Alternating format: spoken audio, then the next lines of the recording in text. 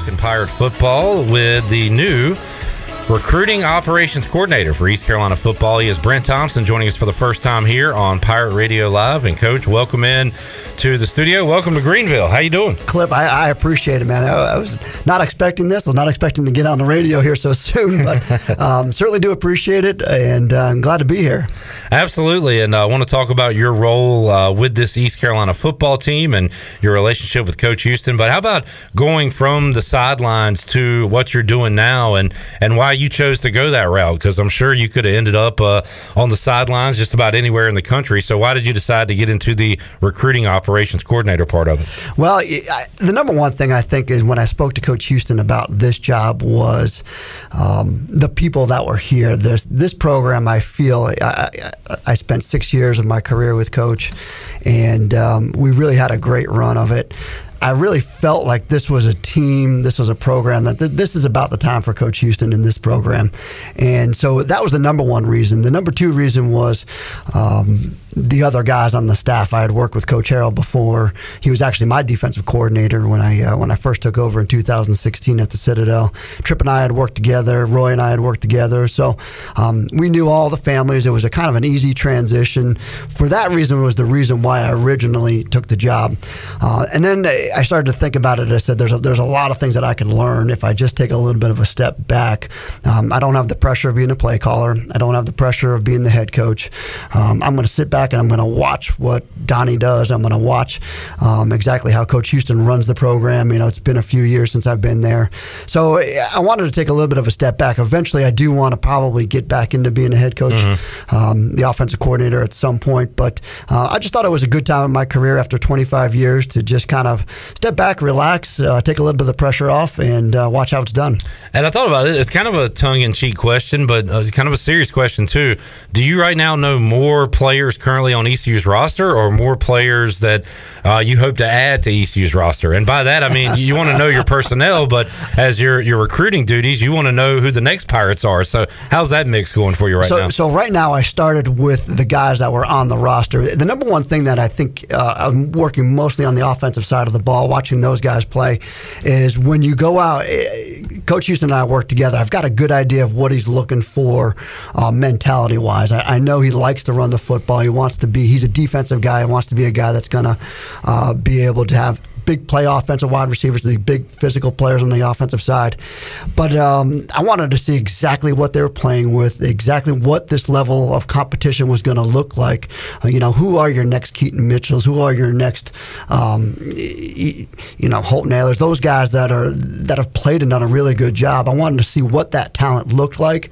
So that way, when you go out and you look, you're like, okay, this kid could be very, very similar, very comparable. We can do very similar things when we had this young man on our roster. And I'm sure you're at least somewhat familiar with the area, being at the Citadel. You've probably come up here to North Carolina quite a bit. You coached Lenore Ryan, of course, so you're, got to say, familiar with the area, I would assume. My mom and dad lived in Wilmington for 15 years. I made plenty of trips to the eastern part of North Carolina, stretched up here just a little bit, but yeah, very familiar throughout the southeast right now. Being down here, this will be like 13 years or so. So between North Carolina and South Carolina, it's become very familiar to me. And this will be a better question for you years down the road, but you have been at other stops. But the type of individual player, person you get at the Citadel compared to other spots, a little bit different there, right? So what's that like, kind of getting to know a different bunch, a different group? Yeah, the Citadel was it was a tricky place to recruit. It was a place that you had to do a lot of work with parents. You had to do a lot of work with background. You had to make sure that you were recruiting the right person there for a lot of reasons. Number one, the transfer portal really kind of hurts that program, because you're really having to take and develop players. You really want to make sure that they're going to stay for the 4 or 5 years. So in order to do so, you got to make sure that you got somebody that's going to be able to handle the military, that's going to handle the academics. There's just a lot of stress and pressure there. Is if you're missing a particular character trait, there's a good chance you won't make it there. And if you don't make it there, I'm out of a scholarship, which means I'm out of time, I'm out of money. So we got to make sure that when we recruited there, we kind of dotted all of our I's and crossed all of our T's. Talking to Brent Thompson today here on Pirate Radio Live. We had Pete Medhurst, play-by-play voice of Navy, on a couple weeks ago, and we talked about the portal, and he said the portal is one way up there. It's out. There's no coming in. So you can kind of relate to that, I'm sure, being at the Citadel. But here at East Carolina, so you talked about noticing the guys on this roster. So here's a good question for you as we start practice on Wednesday. How do you feel about this roster that the staff has put together before you arrived here in Greenville? Well, I tell you what, I spent this morning in preparation for the interview. I was watching the spring, a lot of the spring cut-ups, a lot of the spring game, and first chance that I really had to watch the defensive side. And the number one thing I see on the defensive side is I see a lot of pressure. With pressure comes speed. A lot of line movements. The defensive line, to me, and not having seen what the rest of the league is playing with, but you could see that they're playing at a different level. I really like what they were doing. I really like what Coach Harrell's done with the defense. And I think on that side of the ball, you see a huge improvement from where they were when Coach first got here. Yeah. Offensively, it's changed over. We've lost so many guys on the offensive side. The exciting part about this is we are going to start a new quarterback. We've got a couple of different options there. We are going to be able to adjust our offensive scheme, which Coach Kirkpatrick's done a great job of preparing schemes that are going to be helpful to whichever quarterback we've got in there. And we've got some young running backs. I think the running back room is as deep as we possibly can have a running back room at this level. And then the key component will always be up front. It will be just finding the right 5 guys in there. And Coach Mo, being new to it, I think is going to be good for those guys.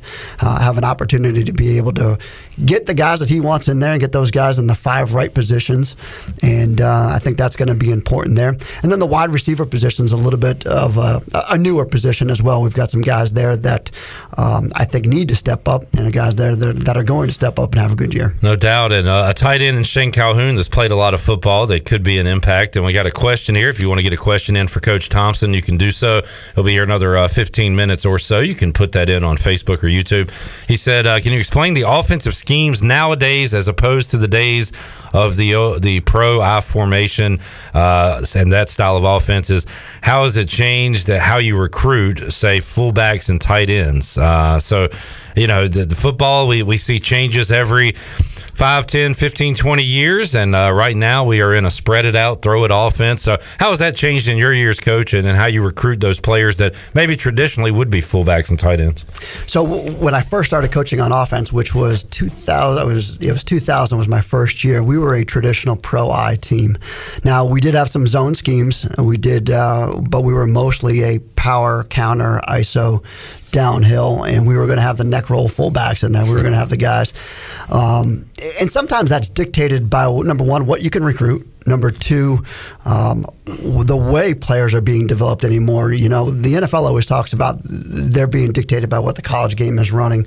Well, at the college level, you're being dictated by almost what the high school game is running. At one time, and this was, and I was a triple option guy, and it was hard to find wise. It was hard to find a true tight end. So we just stopped recruiting tight ends, and we just started going more wide receivers, more running backs, and we would just not play with the tight end. Well, the tight end is coming back. The nice thing that I like about the ECU offense is we've got a couple different versions of a tight end. We've got a true guy that can play an end man. We've got a guy that can flex out in space, and we've got a guy that kind of plays a little bit of a hybrid between an H-back and a fullback. And that's really what the offense has gone to, is you're going to have more than just 11 players out there. And Coach Houston was just talking about this the other day, is you're too deep. It's not really you're too deep. I mean, you've got 14 or 15 guys between all your packages and personnels, and you got to have a lot of different body types that are going to be able to play in a goal line situation, and you can play in a 3rd and long situation. But the offensive schemes right now, I mean, the biggest thing that is going on, that the one thing that interested me when I got here was the RPO game. It's a version of reading and throwing that it really puts a defense in a hard bind. And the quarterback and the offensive coordinator is constantly looking for who is that guy that we need to find that's adding himself into the run game. Who's that guy that we can pick on in the pass game? It's like play action built in one with without having a predetermined call.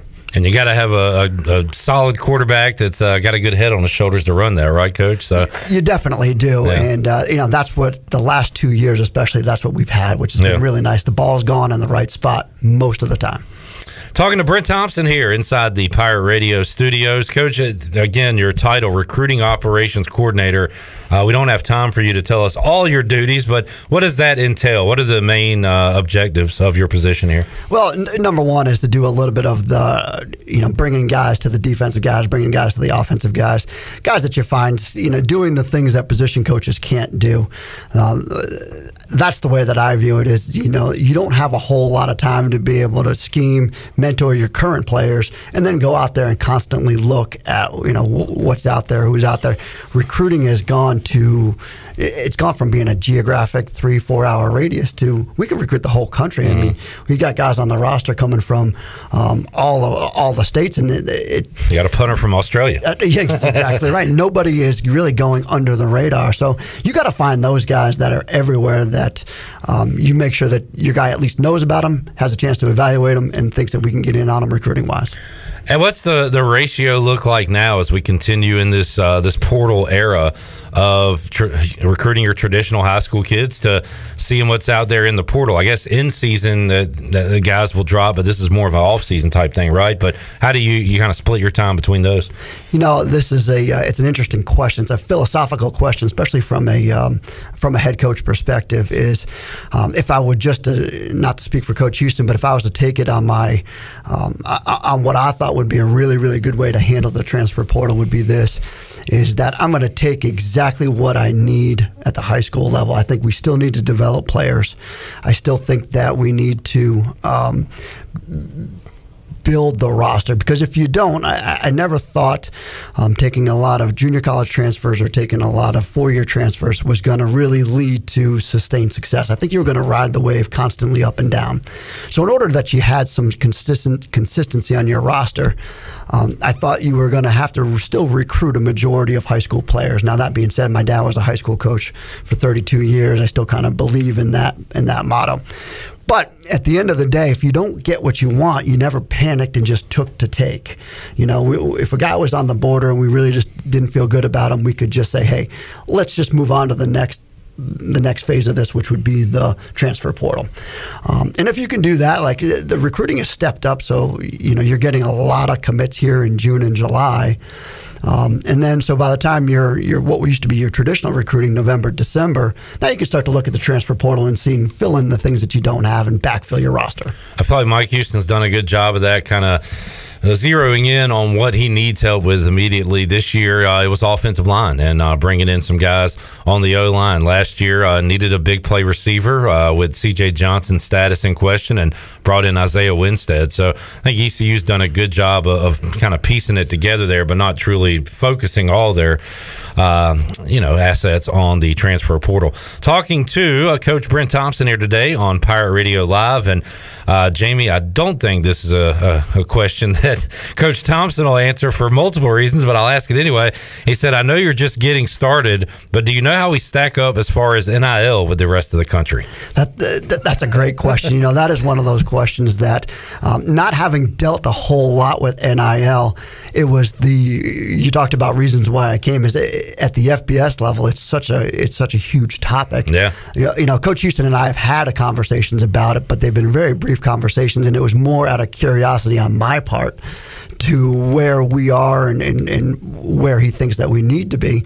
But a lot of it's speculation. I don't have a really great idea of where everybody else is in the league. I do have an idea of where some of those SEC teams are. I mean, you hear a lot of different stories about a lot of different prices being thrown around for players. Yes, sir.